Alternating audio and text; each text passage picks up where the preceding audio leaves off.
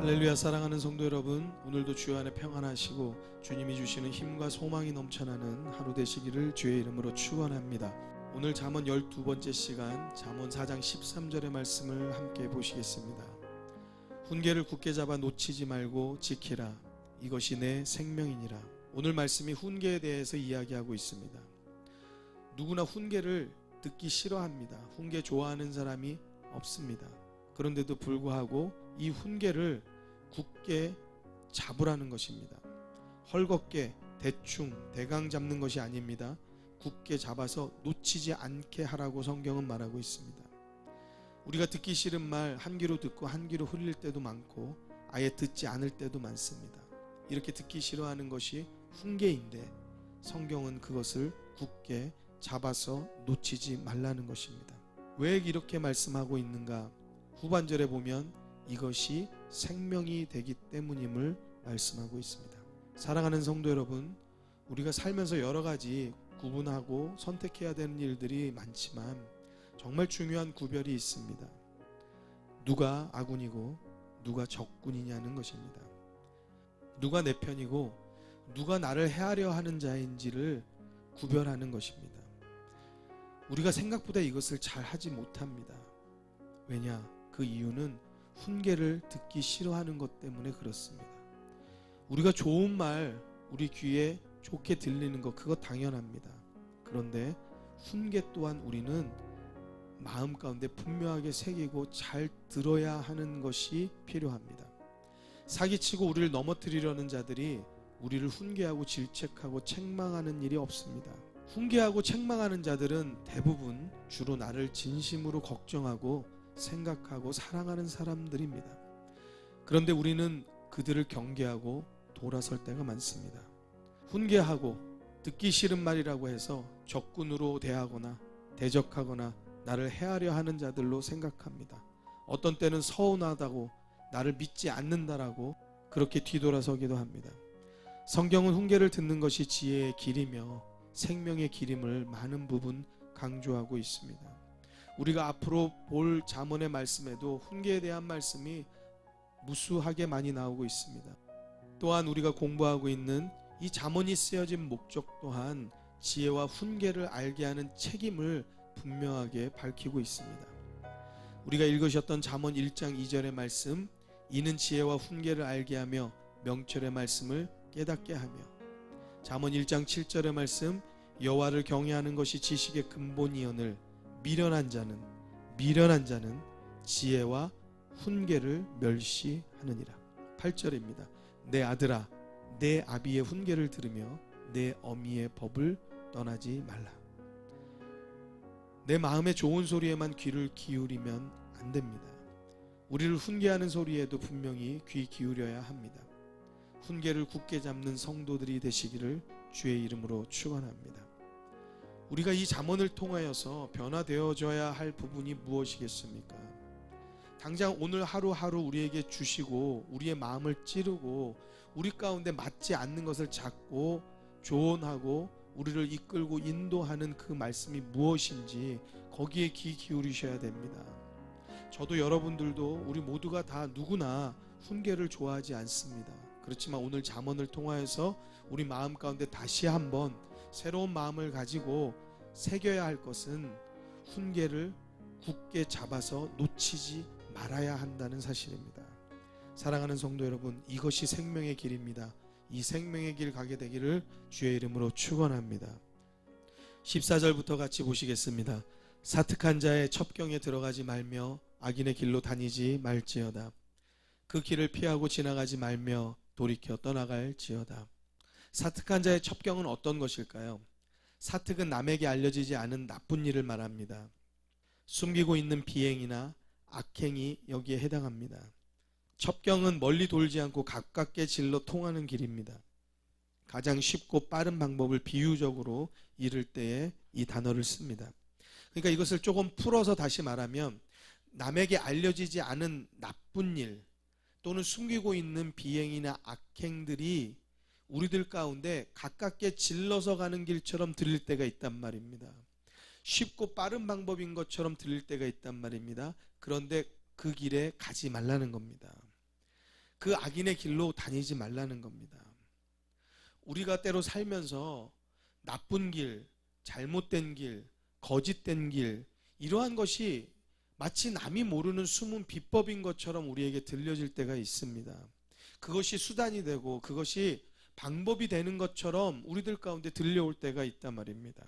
공부하는 일에 있어서, 장사하거나 사업하거나 세상의 모든 여러 가지 많은 일들에 있어서 우리의 길을 솔깃하게 하는 것들 중에 이거 잘못된 것 같은데, 맞지 않는 것 같은데, 그런데 그러면서도 불구하고 이 방법을 쓴 사람들이 뭔가 잘 되고 있는 것 같고, 이것이 지름길인 것 같고, 누구나 다 그렇게 사는 것 같고, 또 더군다나 내게 이익이 될 것 같은 일이 되면 이 잘못된 길임에도 불구하고, 한마디로 사특한 자의 첩경이며 악인의 길임에도 불구하고 이것을 우리가 합리화시키는 잘못된 일이 있다라는 사실입니다.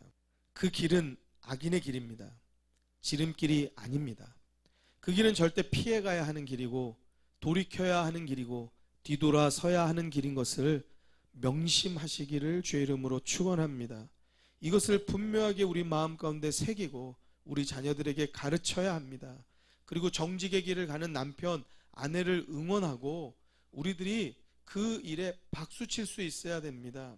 우리가 정직한 길을 가면 오히려 바보 소리 듣고 세상 사람들 다 옳지 않게 사는데 너 혼자 오르려고 하느냐, 이렇게 잘못된 이야기를 할 때가 있다 말입니다.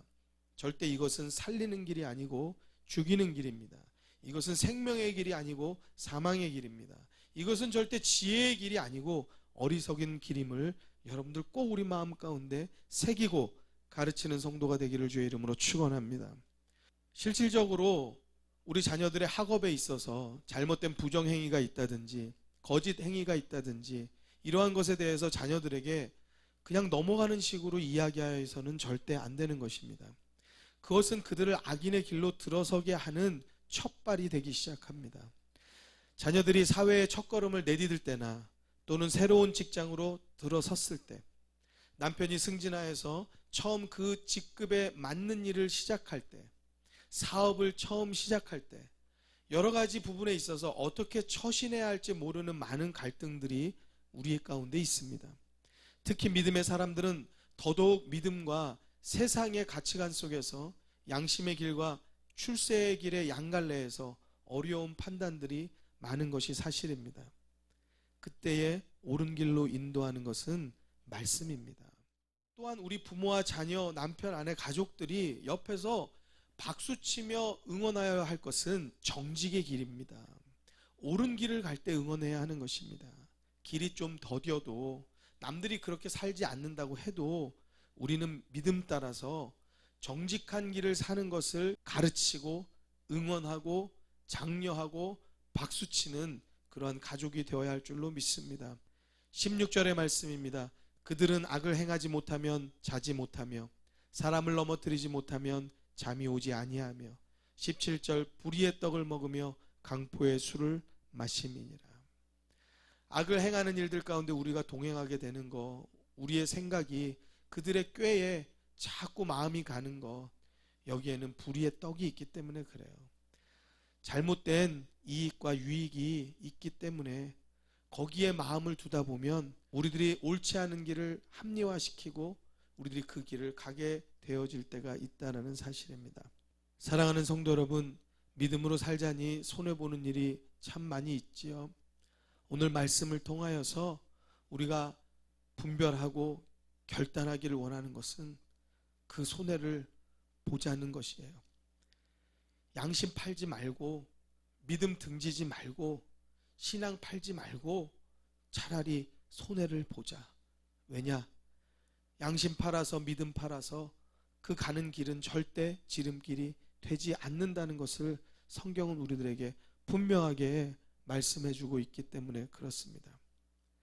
지금은 손해보는 것 같지만 우리가 올바른 정직의 길을 간다면 오늘은 뒤로 밀린 것 같고 오늘은 손해본 것 같고 오늘은 바보 같은 것 같지만 훗날에는 분명하게 다른 많은 사람들이 여러분들을 인정하고 오히려 여러분을 앞에 세우는 날이 온다는 것을 꼭 기억하기를 주의 이름으로 부탁을 드립니다. 사랑하는 성도 여러분들의 삶 가운데 말씀 따라서 간 길에 기적과 축복의 역사가 있게 되기를 주의 이름으로 축원합니다. 18절입니다. 의인의 길은 돋는 햇볕 같아서 점점 빛나서 원만한 광명에 이르거니와 악인의 길은 어둠 같아서 그가 거쳐 넘어져도 그것이 무엇인지 깨닫지 못하느니라. 성경은 의인의 길과 악인의 길은 분명히 다르다고 말씀하고 있습니다. 우리는 말씀을 통해서 우리가 가는 길의 끝, 그 결과와 열매를 이미 알고 가는 사람들입니다. 한마디로 시험 보는 학생이 문제와 답을 다 듣고 시험을 치르는 것과 같습니다. 그럼에도 불구하고 우리의 인생길에서 다른 잘못된 답을 써 내려간다고 한다면 이것처럼 어리석고 바보 같은 일이 어디 있겠습니까? 사랑하는 성도 여러분, 악인의 길은 어둠의 길이며 넘어지는 길이며 망하는 길이라고 성경이 분명하게 말하는데, 그럼에도 불구하고 우리가 악인과 함께 동행하며 멍에를 같이 매겠습니까? 이러한 일이 여러분들의 삶 가운데 절대 일어나지 않게 되기를 주의 이름으로 축원합니다. 다음 20절에 아버지가 아들에게 다시 한번 당부합니다. 내 아들아, 내 말에 주의하며 나의 이르는 것에 내 귀를 기울이라. 그것을 내 눈에서 떠나게 말며 내 마음속에 지키라. 사랑하는 성도 여러분, 말씀을 듣고 그냥 좋은 말이구나 하고 지나가면 이 말씀이 우리에게 무슨 역사가 있겠습니까? 무슨 기적이 있고 무슨 변화가 있겠습니까?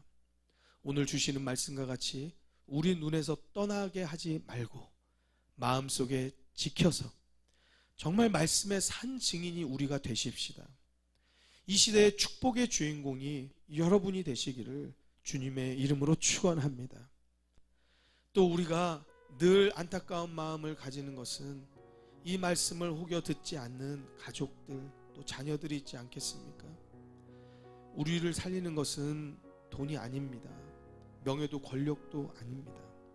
그렇지만 세상은 돈과 명예와 권력들을 우리들의 목표로 두라고 자꾸 우리에게 강조하고 우리를 이끌어 인도합니다. 사랑하는 성도 여러분, 말씀이 우리를 살게 하는 것입니다. 말씀이 없이는 옳은 길 갈 수도 없으며, 말씀이 없이는 옳게 분별할 수도 없으며, 말씀이 없이는 지혜도 없고 힘도 소망도 없는 것입니다. 사랑하는 성도 여러분의 모든 자녀들, 또 남편, 아내, 부모, 모든 가족들이 하나님의 말씀 가운데 새 힘을 얻고 늘 지혜 가운데 있게 되기를 주의 이름으로 축원합니다.